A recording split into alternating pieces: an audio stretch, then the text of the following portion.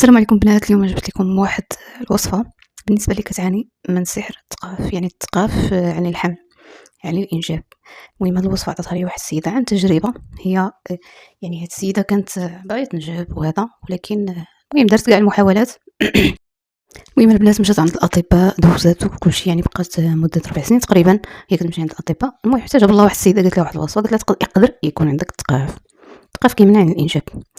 المهم درت سبب الصراحة وصدق ليها الحمد لله، فقلت نبارطاجي هاد الوصفة لعل وعسى شي وحدة كتعاني من داك المشكل اللي ولا منتشر.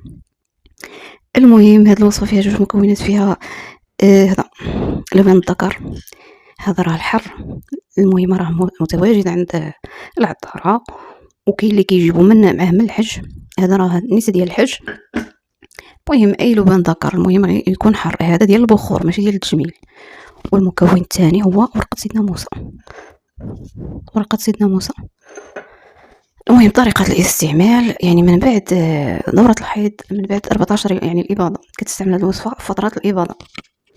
من بعد 14 يوم ديال الإباضة كتحسب المرأة، يعني ملي كتجيها لا غيغل حتى 14 يوم، 15 16 17 كدير هاد الوصفة.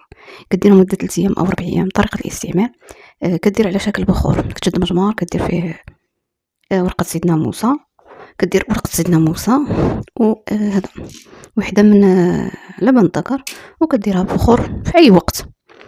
ويمكن حتى الراجل أنه يعني يستعمل معها هاد الوصفة. الوصفة راه توب ما شاء الله، يعني ما فيهاش شي حاجة. المهم بنادم يسمي يدير النية ويديرها ويتوكل على الله، وزيدون هذا راه غير سبب، غير السبب فقط.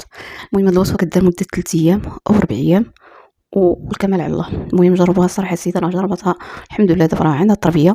فقلت يعني تفكرتها، قلت نتقاسمها معكم لعل وعسى. كاين شي وحده، كاين الناس اللي كيعنيو هذا يتوكلوا على الله ويديروا الوصفات، راه حتى الوصفات الطبيعيه راه كيجيبوا نتيجه.